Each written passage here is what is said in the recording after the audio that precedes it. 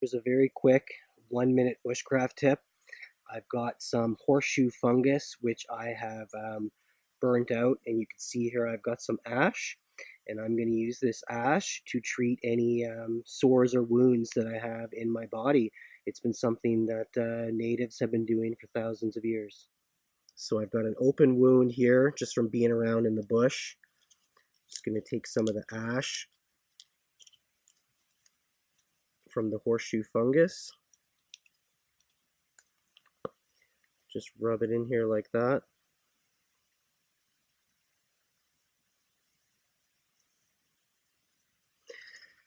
And there you have it. Some ancient medicine. I've got my open wound, protected, covered with some medicinal benefits as well. And I've got one less thing to worry about in the bush. So there's your tip. Horseshoe fungus. Burn out the inside. Take the ash, rub it onto any open sores or cuts you have, and you're just a little bit more protected than what you would have been if you hadn't rubbed this on there. Cheers.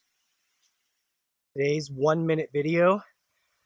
This is staghorn sumac, and it's been used for thousands and thousands of years as a bushcraft lemonade, and it will actually lower your body temperature if you're overheating. Close up here so you can see what you're looking for if you ever come across this. This is it. And you're basically just going to take the berries off. Just like this. I'm going to drop them right into your water source. Just like so. Give it a nice shake, right? Shaken, not stirred, just like Bond says. Give it about 20-30 minutes in the shade. Right. 30 minutes later, just gonna strain the berries out here.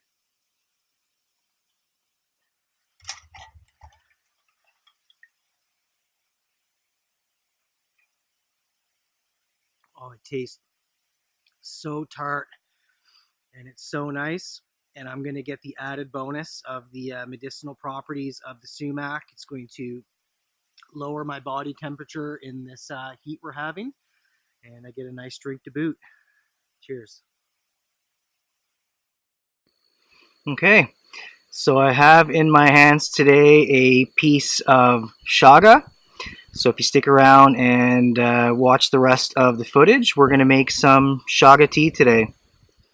Alright, so as far as what chaga is, chaga mushroom, it grows on birch and other trees. It has a parasitic relationship with the tree, and it's usually identified on the exterior of the tree by this blackened, irregular shaped cone that almost looks like charcoal. A lot of people would describe it as sort of an irregular shaped piece of charcoal growing out of the tree. It usually grows, ironically, higher up in the trees. You usually won't find it eye level. It's got many medicinal benefits, which I'll get into in a moment. And I wanted to do a special shout out. I did not harvest this piece myself. This was gifted to me by my buddy Cedric in Quebec. So Cedric, merci. I'm going to enjoy this chaga tea today, just like I have the other two pieces that you sent my way. Cheers. All right, so the benefits of chaga mushroom or chaga tea, I mean, there's so many to list. I'm not going to get into a very high level of detail, but I will run off the Coles notes for someone who's in the bush and they come across it, or they just want to have it occasionally. It's high in vitamins B and D. It's got potassium, amino acids, iron, calcium. All right, just that alone right there, a cup of that sounds pretty good. As far as longer term benefits for people who perhaps drink it regularly, it lowers cholesterol, it prevents and fights cancer, it lowers blood pressure, it's a really fantastic immune system support. It's an anti-inflammatory, it lowers blood sugar. Those would be some benefits that perhaps people who are drinking it longer term or consistently would have. And as far as the risks, I'm going to use my standard disclaimer. You know, just like anything that you harvest in the forest or prescription medicine, anything, consult with a doctor, do your own research, make sure that it is right for you and your body's situation before you go ahead and try it.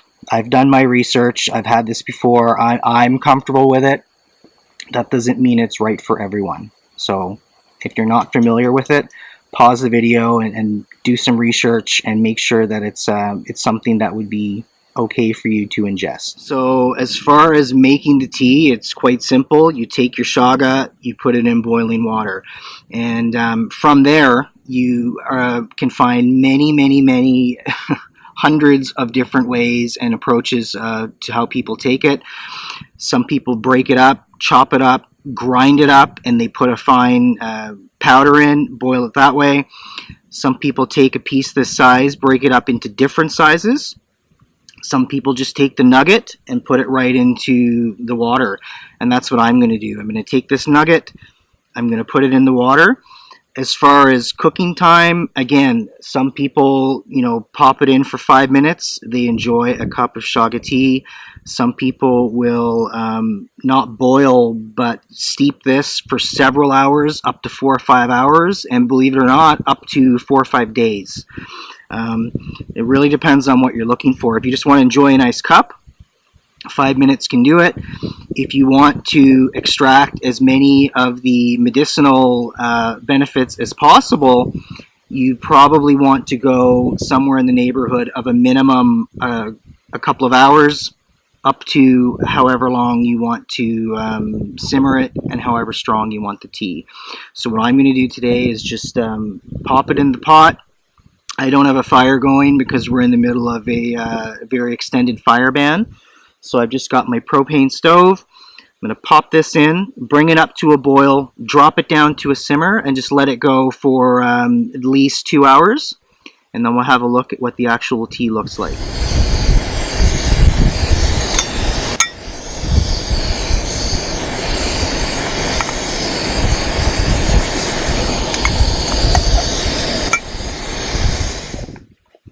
And moment of truth. We are about 2.5 hours in. I ran out of propane gas, so that's going to have to do as far as how long I'm going to steep it. I've got the water itself reduced down by about 30-40%. And let's see if we can show here this beautiful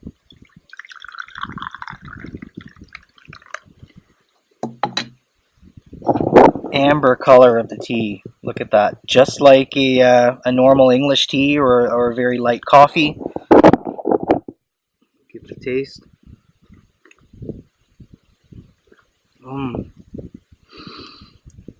I don't have words to describe the taste. I've tried to describe it to people before. I would love to hear, if you made it this far in the video, drop me a comment and let me know what you think it tastes like, because I'm having difficulty associating it with any other taste or flavor. It tastes good. Certainly a lot better than birch polypore tea, which tastes like dirty socks. So there we have it. I've got a nice cup of amber goodness, all kinds of medicinal benefits. I'm going to sit down, enjoy this cup of tea, and maybe later go for a dip. Cheers. Today's video, we're going to do a little chaga berry tea, which is chaga, blueberries, blueberry leaves, nice and yummy. We're going to take advantage of all those vitamins, minerals, antioxidants, and immune system pick-me-ups.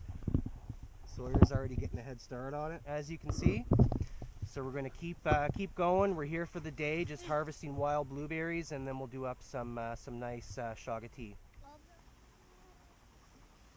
There we have it. All right, so we've got a nice cup of blueberries. I've got my chaga here, and I've already got my cup full of water and the blueberry leaves. The blueberry leaves are just as good as the blueberries. All of the antioxidants, vitamins, minerals are here as well. And I've got about 2 cups of water. So So we'll put our blueberry leaves in, the chaga, another handful of blueberries just for some flavor, some taste. That's basically what we're left with. And now I'm going to fire it up, boil for 10 minutes, steep for 10 minutes. We'll keep picking blueberries while this is on the stove. And then we'll be ready to enjoy a very healthy cup of bushcraft tea.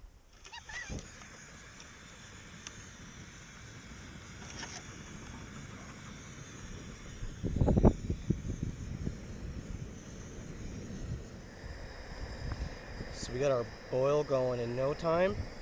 10 minutes of that, and then 10 minutes of steeping. I wish I could, smell-o-vision. People keep joking about that. But the aroma that this tea is giving off already is just like blueberry pie or blueberry jam. So I'm super pumped to try this one. All right, 10-minute boil, lid on, and now we're gonna let it steep for another 10. Oh, you found a big blueberry score?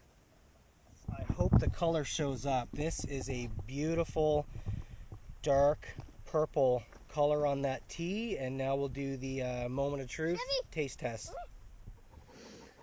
All right, so Sawyer's not going to partake in this. Chaga is a medicine.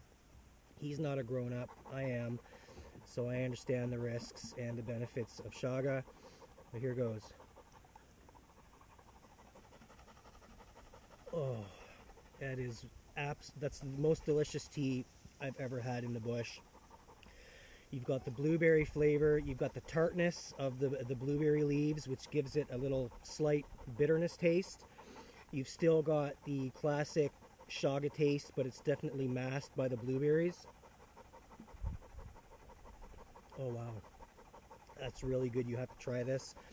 And most importantly, we've got all of the benefits of the antioxidants, the vitamins, the minerals. The list goes on and on between both the chaga, the blueberries, and the blueberry leaves.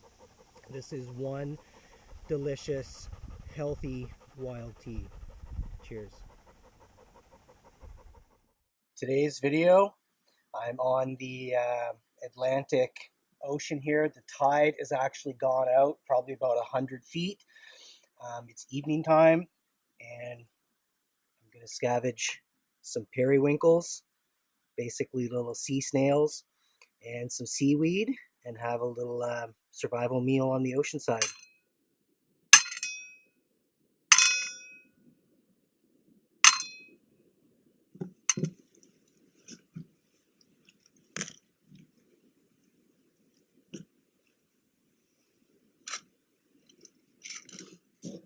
So for today's demonstration video, I've just got a little mini portion of the periwinkles and some fresh seaweed. I've got a little bit of salt water in the pot here, and essentially what we're going to do is just cover it up and steam them, get them nice and toasty and cooked. All right, give that a couple of minutes. So I don't know what the camera's picking up there. The seaweed has turned a nice green. And we've got a little brothy soup cooking up those periwinkles. All right. It's a close-up of the finished project here. Try the seaweed.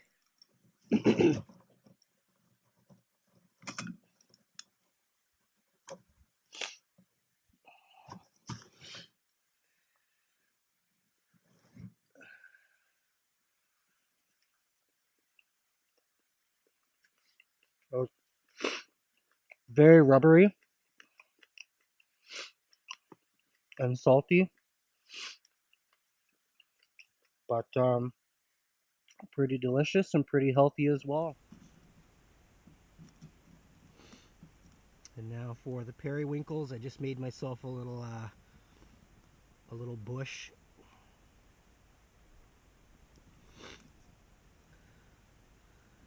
And here we go.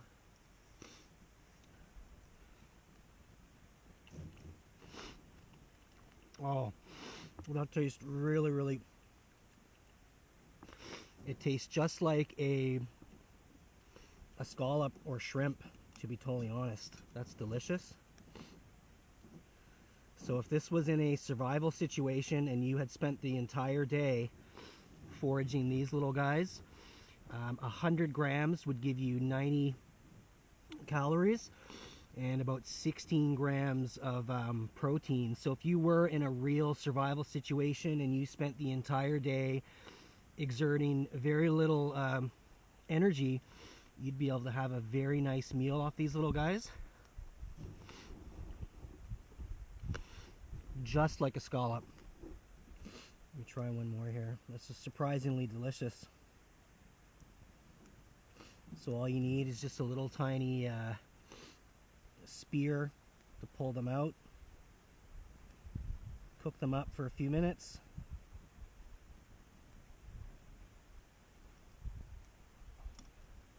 And you're left with a little morsel just like that. Pop it in. Easy little oceanside scavenging meal. Very little energy expended, and they taste absolutely delicious. So I hope you enjoyed that. Thanks for watching. If you've tried them, let me know. If you've got any tips for how to cook them up, that'd be fantastic, because now that I've given this a go, and very, very surprised by the taste. This is definitely something I'm going to do the next time I'm foraging and hiking along the ocean. Cheers. Today's 1-minute video, I'm going to do an emergency bandage to dress a cut on my finger without using a first aid kit. So stick around and we'll get our little bush bandage going. So what I've done is I've harvested some NOUSNEA, aka old man's beard. I've got it wet with the snow, and I've broken down the fibers here so it's a little bit more pliable. And now I'm going to turn this into my bandage. NOUSNEA has antibacterial properties. So what I'm going to do is, number one, I'm going to cover up the wound. And number two is I'm going to keep it clean and keep any bacteria out of there until I can get back home and properly get it looked after. I'm going to use a piece of grass here for my cordage. Just going to cover up the wound here, keep any bacteria out, or at least as much as possible. Just start wrapping.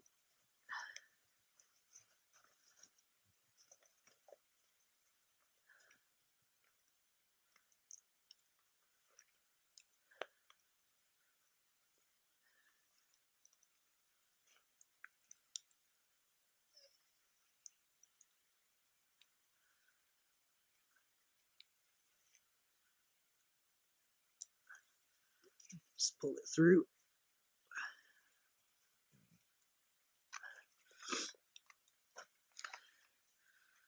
Cut off the excess. And there we have it.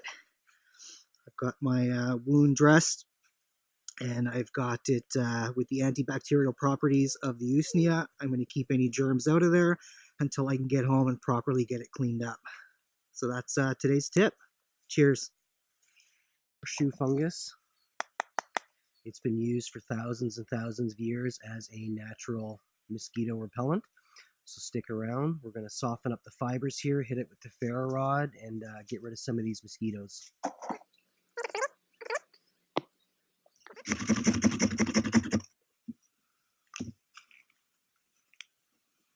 You can see how it smolders here. So it's been 5 or 10 minutes. You can see this is still smoldering away quite well.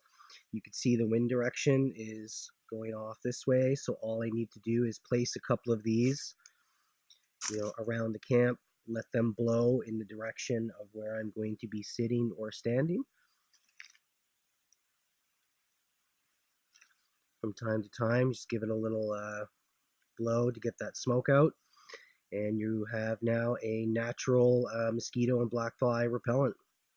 Cheers. Today's video, some willow bark tea, Mother Nature's aspirin. So I'm going to peel the bark off this and get going. So what we're after here is the bark of the willow, and it contains salicin, which is basically a natural pain reliever, fever reducer, anti-inflammatory. And that's what's going to give us the medicinal benefits of drinking this tea here. So I've got a cup full of the willow bark. I'm going to add about 750 milliliters or 3 cups of water. And the reason why I'm adding that much is because to get the medicinal benefits, or the pain relief properties, you're going to want to drink 750 milliliters up to 1 liter.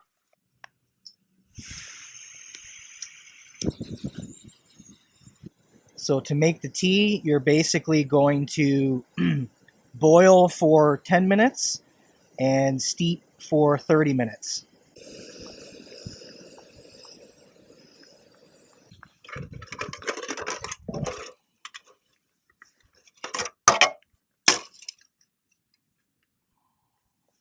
All right, and here we have it.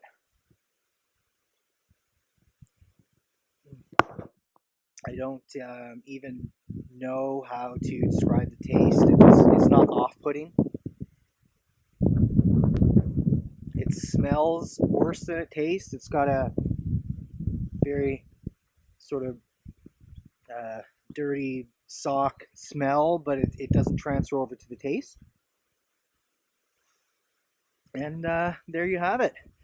If you come across some willow, you can harvest the willow bark, make yourself a nice tea. Take care of maybe some aches and pains you have in the bush. You stub a toe or bang a finger, or just general inflammation or fever relief.